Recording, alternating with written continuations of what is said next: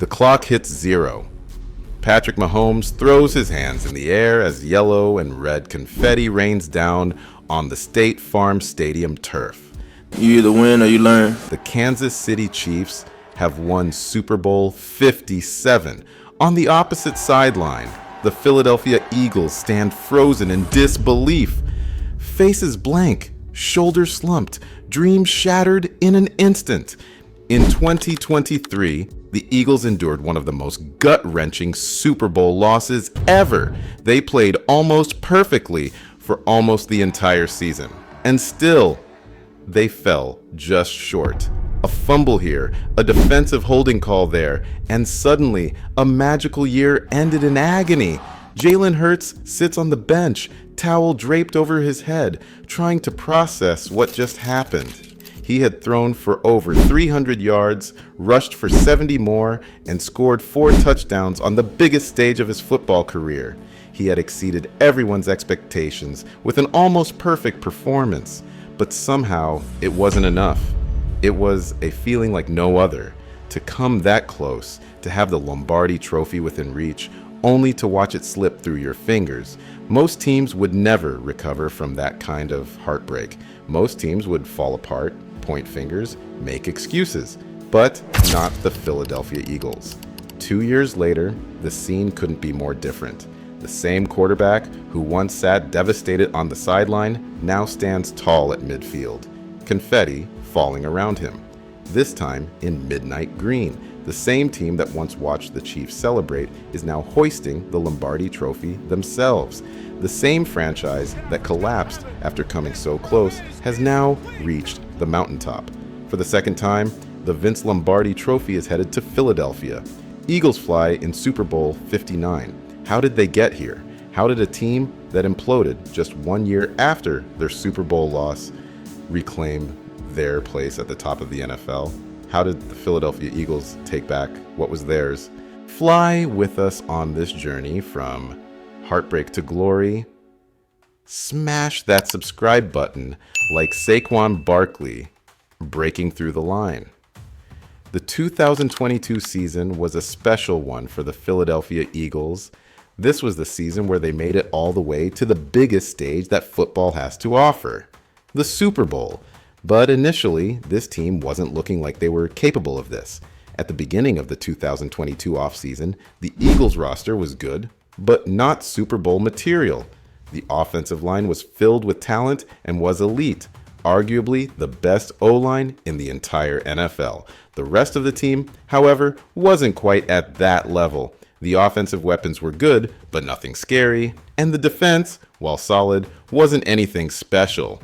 However, all that changed in just one offseason. On offense, the blockbuster move was trading for Titans star receiver A.J. Brown. For the defense, they added players like edge rusher Hassan Reddick, safety C.J. Gardner-Johnson, cornerback James Bradbury, and drafted defensive tackle Jordan Davis in the first round. Despite all the additions, this season really depended on one player, their quarterback, Jalen Hurts. He was coming off his first season as a starter and showed flashes, especially with his mobility, but his passing left a lot to be desired. He was, for the most part, still unproven, and there was no guarantee that the second-round quarterback was going to take that next leap in 2022. The ingredients for a Super Bowl contending team were there. Now they just had to see if they could put it all together. And spoiler alert, they were incredible. After winning almost every week, the Eagles finished with a record of 14-3. Jalen Hurts had stepped up and become the Eagles' franchise quarterback. In games that he played, he led the Eagles to a 14-1 record. His connection with receivers A.J. Brown and Devonta Smith was almost unstoppable. The offensive line completely dominated opposing defenses in pass protection and in the run game. The defense had greatly improved from the year prior, now boasting arguably the best secondary in the entire NFL.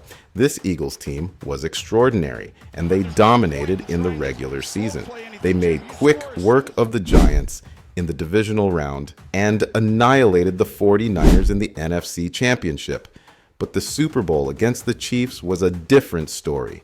Despite Hurts playing phenomenally, throwing for over 300 yards, rushing for 70 more, and scoring 4 touchdowns.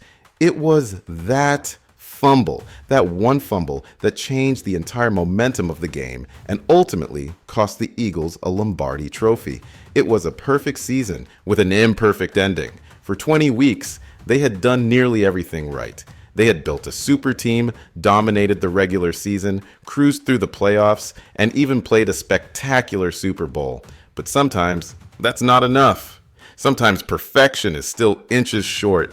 For most teams, that would have been the end of the story. But this isn't most teams. This is Philadelphia. Coming off a heartbreaking loss against the Chiefs, the Eagles were hoping to find that level of success again in 2023. The pain of Super Bowl 57 still lingered, but so did the confidence. They'd been so close.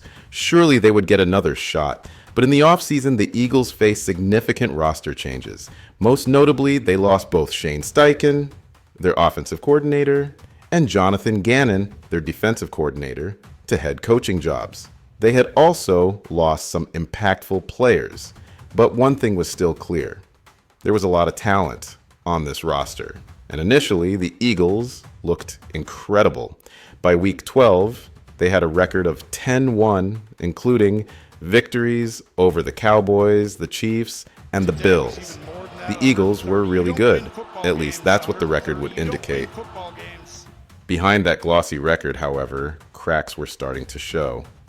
Critics pointed to the Eagles' string of one-score victories, suggesting they were living dangerously and that regression was inevitable. The offense, once so creative and dynamic under Steichen, had become predictable under new coordinator Brian Johnson. Defenses were figuring out their tendencies, and the Eagles were struggling to adjust. Defensively, the warning signs were even more apparent. The unit that had been so dominant in 2022 was surrendering big plays at an alarming rate. New coordinator Sean Desai seemed overwhelmed, and the defense lacked the cohesion and discipline that had been their hallmark the previous season. Then came week 13, when everything fell apart. The 49ers, a team that was genuinely good, completely exposed the Eagles, or more specifically, they exposed the Eagles' defense. Brock Purdy and the 49ers dropped 42 points on the Eagles at their home stadium. It was a loss no one expected. Well, except that it actually was kind of expected. The Eagles had glaring flaws up to this point, but it was all hidden behind that 10-1 record. Most of their wins were determined by just a single score, and with a bit of luck, the scales had tipped in their favor. But as many said, it was just a matter of time before the Eagles and their defense would be exposed, and exposed they were. Everyone now knew that the Eagles weren't nearly as good as their record suggested. They were fraudulent. The coaching staff seemed to have no answers. Things got so desperate that midway through the season, the Eagles relieved Sean Desai of play calling duties and handed the defense over to Matt Patricia, a move that only made things worse. With this embarrassing loss to the 49ers, the Eagles would end the season winning just one of their last 5 games. A 10-1 start had devolved into an 11-6 finish, and the team that once looked like Super Bowl favorites was now limping into the wild card round. The Eagles still secured themselves a spot in the playoffs, where they would face a 9-8 Buccaneers team. But to no one's surprise, the Eagles were powerless against them. Tampa Bay rookie running back Trey Palmer broke tackle after tackle on his way to the end zone, a play that perfectly symbolized the Eagles' defensive collapse. They were flying high just a season prior. Now, the Eagles had seemingly fallen back down to earth. They went from being one score away from Super Bowl champions to suffering one of the biggest collapses in NFL history. The 32-9 wildcard loss was a fitting end to a season that had imploded so spectacularly. Was it even possible for the Eagles to recover from this low point? The 2024 offseason was ultimately going to determine the direction in which this franchise would be heading. The Eagles kept head coach Nick Sirianni despite all the outside noise. Change was inevitable, as the anchor of the team's elite offensive line. Future Hall of Famer Jason Kelce had retired. The longtime defensive tackle Fletcher Cox had done the same. They had also lost Hassan Reddick and some other key players. By far, the defense took the biggest hit from these departures. But if there was one executive in the NFL who could rebuild on the fly, it was Howie Roseman. Roseman knew he needed to fix a defense that had collapsed so spectacularly in 2023. His first move was the most important, hiring Vic Fangio as defensive coordinator. Fangio had earned a reputation as a defensive mastermind, developing innovative schemes with the 49ers and Bears before a stint as the Broncos head coach. His veteran leadership and tactical brilliance were exactly what this young defensive unit needed. On offense, Roseman brought in Kellen Moore as the new coordinator. Moore had built one of the league's most explosive offenses in Dallas before a forgettable year with the Chargers. His creativity made him the perfect fit for an Eagles offense that had grown stale and predictable. With the coaching staff upgraded, Roseman turned his attention to the roster. First, he convinced C.J. Gardner-Johnson to return to Philadelphia after spending a year in Detroit. The versatile defensive back had co-led the NFL in interceptions during the Eagles' Super Bowl run in 2022. Then came one of Roseman's most astute moves, signing linebacker Zach Bond from the New Orleans Saints. In Philadelphia, he would become an absolute revelation. The Eagles had struggled at linebacker for years, cycling through journeymen and late-round picks.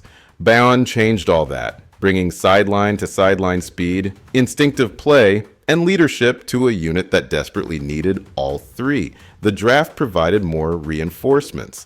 With their first two picks, the Eagles selected cornerbacks Quinion Mitchell from Toledo and Cooper DeJean from Iowa. Both rookies developed into stars with remarkable speed. Mitchell's lockdown coverage skills and DeJean's versatility and playmaking ability immediately transformed a secondary that had been burned repeatedly the previous season.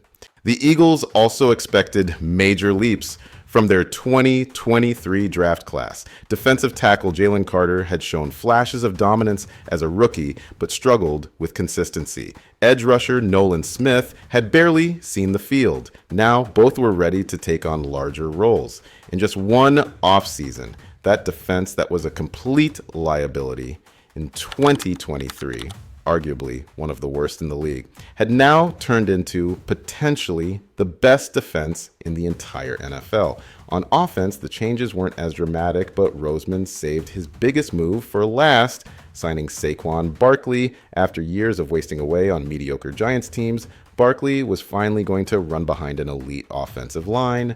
This entire team was now loaded with talent.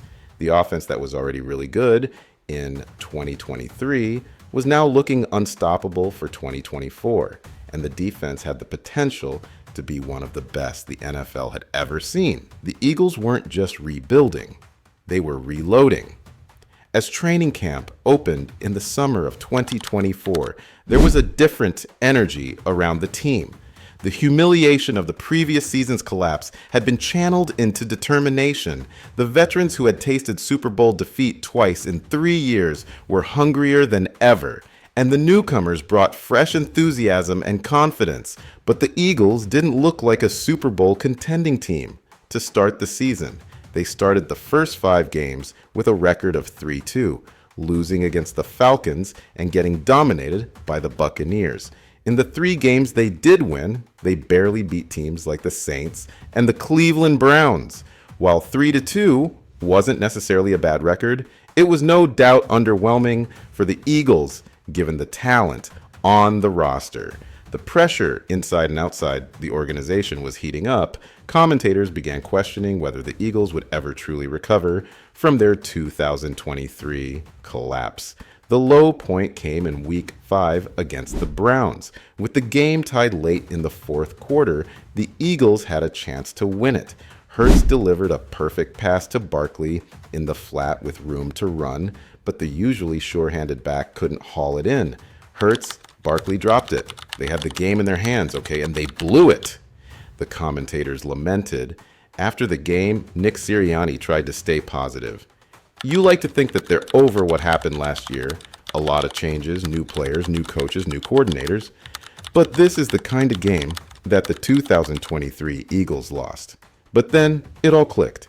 In Week 7, the Eagles faced off against the Giants and proceeded to blow them out of the water, thrashing them 28-3. Saquon Barkley, playing against his former team for the first time, ran for almost 200 yards behind an offensive line that suddenly remembered they were the best in football. The defense completely impeded anything from the Giants' offense, with Jalen Carter and Josh Sweat combining for 4 sacks and Cooper DeJean recording his first NFL interception. With this victory, the winning streak would commence. They would go on to beat the Bengals, the Commanders, the Rams, the Ravens, and the Steelers. Each week, the Eagles looked more and more like the team everyone expected them to be at the start of the season. The defense evolved into something special. Vic Fangio's scheme, which had seemed complicated early on, was now being executed to perfection. The front four was generating consistent pressure without blitzing. Quarterbacks were holding the ball longer, leading to coverage sacks. And when they did throw, the ball-hawking secondary was there to capitalize. Zach Bond emerged as the defensive quarterback, calling the signals and flying to the ball on every play. By mid-season, he was generating legitimate Defensive Player of the Year buzz. On offense, Saquon Barkley was rewriting the Eagles' record books. Running behind that dominant offensive line, he was on pace for over 2,000 yards by mid-season. He averaged over 5 yards per carry and routinely ripped off 20 and 30-yard gains that kept defenses honest. Jalen Hurts himself had found his groove in Kellen Moore's offense. He was making quicker decisions, delivering accurate passes to all levels of the field, and still using his mobility when necessary. The connection between Hurts and his receivers, particularly A.J. Brown and Devonta Smith, became nearly unstoppable. The Eagles won 10 consecutive games until Jalen Daniels things in Week 16. The rookie phenomenon from Washington threw a game-winning touchdown with just seconds remaining. But that loss wasn't the Eagles being bad, as much as it was Jalen Daniels just being really good. After this loss, the Eagles would win out the rest of the season. In total, they ended with a record of 14-3. The same record they had in 2022 when they made their Super Bowl run. They had secured the NFC East title and the number 2 seed in the conference. The Eagles were back where they belonged, among the NFL's elite. But this time, they weren't just happy to be there. The Eagles beat the Packers in a wild-card game that was much closer than anyone anticipated. Green Bay's young quarterback, Jordan Love, gave the Eagles all they could handle. The Eagles' offense struggled to find consistency, with Hurts looking uncomfortable in the pocket all afternoon. But when it mattered most, the defense stepped up.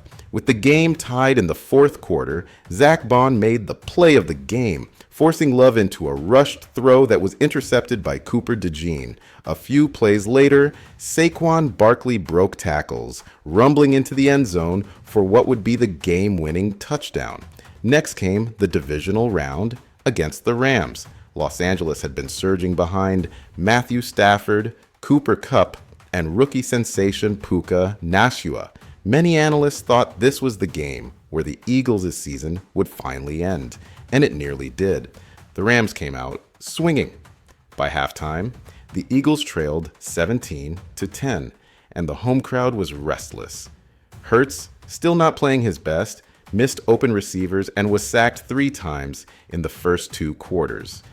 But the turning point came midway through the third quarter. With the Rams driving to potentially go up 2 scores, Jalen Carter made a monster play, stripping Stafford on a blindside hit. Milton Williams recovered, and the Eagles suddenly had life. Hurts responded with his best drive of the postseason. He hit Devonta Smith for a 30-yard gain, then found A.J. Brown in the end zone to tie the game. With 2 minutes remaining and LA driving again, Cooper DeJean broke up a 4th down pass intended for Kupp, ending the Rams' last chance. Philadelphia was headed to the NFC Championship game, And what a game it was. The Eagles completely dominated the Washington Commanders in the NFC Championship. From the opening kickoff, the Eagles imposed their will on both sides of the ball. Saquon Barkley's first touch was a thing of beauty, a simple inside zone run that he turned into a 65-yard touchdown, exploding through the line and outrunning the entire Washington secondary. By halftime, Philadelphia led 31-7, and the rout was on. The final score, 55-23, set the record for the most points scored in an NFC championship game.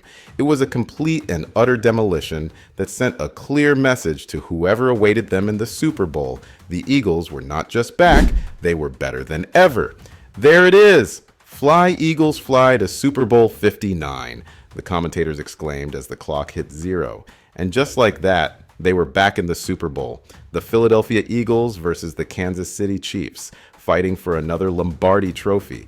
They were in the exact same spot, but with much higher stakes. Would Patrick Mahomes and the Chiefs overcome the Eagles yet again? Or would the Eagles get their revenge and end the Chiefs' dreams of making history by becoming the first NFL team ever to three-peat? The Chiefs were the favorites in the Super Bowl, and it's not hard to understand why. They'd been the gold standard of winning franchises for years, racking up Super Bowl rings and Lombardi trophies like it was nothing. They really only had one genuine loss all season, a Week 12 defeat to the Buffalo Bills. But apart from that, it just felt like somehow they always won every single week. That three-peat was looking more and more inevitable. Despite the Eagles' dominant playoff run, Vegas odds makers installed Kansas City as slight favorites. The narrative was powerful. Patrick Mahomes chasing history, Andy Reid cementing his legacy, and the Chiefs becoming the first true dynasty of the salary cap era. The media coverage only reinforced this story. The Eagles were almost an afterthought, the team standing in the way of history rather than making their own. In Philadelphia, though, the focus was different. This wasn't just another Super Bowl.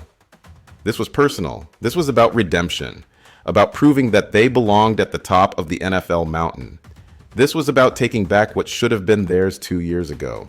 As the team prepared to leave Philadelphia for the Super Bowl site, Hurts gathered his teammates. "This isn't just about winning a championship," he told them. "This is about taking back what's ours." Football is often regarded as a sport that can be very unexpected. Like they say, any team can win any given week. Well, except for this week. You could play this game over 1,000 times, and the result would probably still be the same, because the Chiefs, they never stood a chance. From the opening kick, the Eagles imposed their will. The defense completely suffocated the Chiefs' high-powered offense. Patrick Mahomes looked mortal, even pedestrian, against Vic Fangio's masterfully designed scheme. The Eagles' defensive line generated constant pressure without needing to blitz. This allowed 7 defenders to drop into coverage, taking away Mahomes' typical escape routes and forcing him to hold the ball longer than he wanted. When he did throw, the Eagles' secondary was ready, jumping routes and contesting every catch. The game's defining moment came early in the second quarter, with the Chiefs trailing 10-0, but driving. Mahomes dropped back on 3rd and 16 from his own 24. Rolling out of the pocket, he fired a pass toward rookie receiver Xavier Worthy, but Cooper DeJean jumped the route perfectly. He intercepted the ball at the 40, got a key block at the 20, broke a tackle, and raced to the pylon for a touchdown. Looking, firing, intercepted, picked up by Cooper DeJean, gets a block, DeJean is in, touchdown! The Eagles were up 17-0, and Arrowhead West fell silent. On offense, Jalen Hurts was the picture of efficiency. He wasn't asked to be spectacular. He just needed to be smart. And he was exactly that. He completed 18 of 23 passes for 221 yards and 2 touchdowns, while adding another 72 yards on the ground. No turnovers, no mistakes, just a quarterback in complete control of the moment. Interestingly, Saquon Barkley, who who had carried the Eagles offense for much of the season, took a backseat in this game. The Chiefs clearly game planned to stop him, often committing 8 defenders to the box. But that just opened up opportunities elsewhere, and Hurts took full advantage, finding A.J. Brown and Devonta Smith for key completions throughout the game. By halftime, the Eagles led 24-7, and the rout was on. The Chiefs, who had never faced a deficit this large in the Mahomes era, were forced to abandon their balanced attack and become one-dimensional. That played right into the Eagles' hands as the pass rush pinned its ears back and began hunting Mahomes in earnest. The second half featured more of the same dominance. A 45-yard field goal by Jake Elliott made it 27-7. Then, after another Chiefs punt, Hurts found Devonta Smith for a 38-yard touchdown that essentially ended any hope of a Kansas City comeback. The final dagger came late in the fourth quarter. With the Chiefs desperately trying to make the score respectable, Milton Williams came off the edge and strip-sacked Mahomes. Brandon Graham recovered the fumble. A few plays later, Kenny Gainwell punched in another touchdown to make it 40-15. The Chiefs would add a late touchdown and 2-point conversion to make the final score slightly more respectable, but the outcome had never been in doubt. The Philadelphia Eagles had won Super Bowl 59, defeating the Kansas City Chiefs 40-22.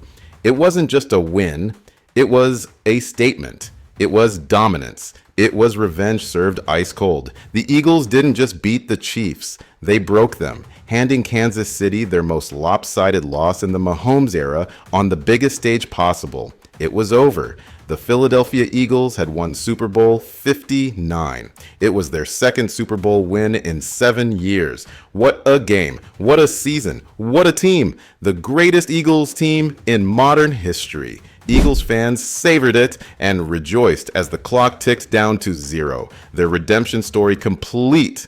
The 2022 Super Bowl loss was devastating for the Eagles and their franchise. Being so close and yet so far from bringing a Lombardi trophy back to Philadelphia, that feeling of doing almost everything right for the entire season and coming up just short when it matters most is one of the most gut-wrenching feelings ever, because there was no guarantee they would get back.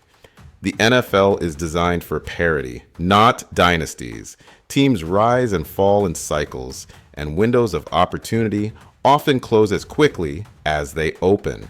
In the 2023 season, the Eagles had one of the biggest collapses ever in NFL history. They were labeled a fraudulent team, mocked by analysts and opposing fans alike. That dream of making it back to the Super Bowl was looking bleaker and bleaker with each passing week as the team spiraled toward their embarrassing playoff exit. By the time the offseason arrived, many wondered if the 2022 Super Bowl run had been a fluke, a perfect alignment of circumstances that would never be replicated. But the 2024 offseason proved to be a crucial one for the Eagles franchise. That roster, well, more specifically that defense that Howie Roseman had rebuilt over the last 2 years, had culminated in this. A complete powerhouse anchored by one of the best defensive lines the NFL has ever seen. Roseman's ability to identify talent, both established veterans and promising rookies, had transformed a unit that had been a laughingstock into a world-beating force. Throughout the season, the defense had been the Eagles' calling card. They ranked first in nearly every significant statistical category: points allowed, yards allowed, takeaways, sacks. They had become the standard by which other NFL defenses were measured. But everybody already knew the defense was incredible going into the Super Bowl. In this game, all eyes were on the Eagles' offense. More specifically, all eyes were on Jalen Hurts. Being in the midst of a star-studded roster, supposedly Hurts was carried by his team. Supposedly, he was the weak link of the offense. Supposedly, all the Chiefs had to do was force Hurts to throw the ball, and supposedly, he was going to crumble against the Chiefs. The narrative had built throughout the playoff run, as Hurts had struggled in the early rounds. Would those same issues resurface on the biggest stage, the critics couldn't have been more wrong. Hurts played with the poise of a 10-year veteran, diagnosing blitzes, making the right reads, and delivering accurate throws all night long. He managed the game masterfully, never putting the ball in danger and taking what the defense gave him. When lanes opened up, he used his legs efficiently, picking up crucial first downs that kept drives alive and the Chiefs' potent offense on the sideline. Well, 40 points and a Lombardi trophy later, he earned himself the most prestigious accolade an NFL player can ever receive: the Super Bowl MVP, the player who had once been considered a project, a second-round pick who might never develop into a franchise quarterback, had outplayed Patrick Mahomes on the game's biggest stage. The growth in Hurts' game was remarkable. From a run-first quarterback with accuracy issues to a complete field general capable of carving up the league's elite defenses, his development was a testament to his legendary work ethic and the coaching staff's ability to maximize his talents. In many ways, his journey mirrored the Eagles as a whole. Doubted, dismissed, but ultimately triumphant. You seem to have a knack for throwing the deep ball. That's the first time I've heard that. You know why? I said I can't. As for the Chiefs, well, they did end up making history. They just happened to be on the wrong side of it. The team that had been touted as the next great NFL dynasty had been humbled in historic fashion, suffering their worst loss of the Mahomes era when it mattered most. The gap between the two teams wasn't small. It was a chasm, and it showed on every snap. This Super Bowl victory wasn't just the culmination of a single season. It felt like the beginning of something much bigger.